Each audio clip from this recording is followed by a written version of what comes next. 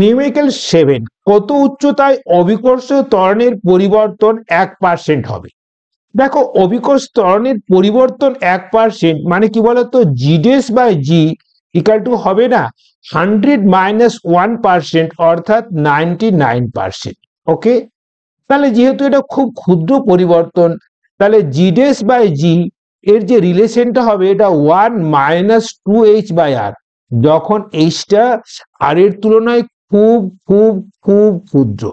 তাহলে দেখো মানটা যদি বসিয়ে দাও তাহলে কত আসছে বলো তো 99/100 ইকাল টু 1 মাইনাস কি বলতো 2h বাই আর, 1টা এদিকে নিয়ে এসো, তাহলে কত বলো তো এটা 99/100 minus 1 equal to minus 2h by R. h by R equals to কত আসছে বলো তো 1/200, h ইকুয়ালস টু আসছে কি বলতো r/200। অ্যান্সারটা তোমরা বের করে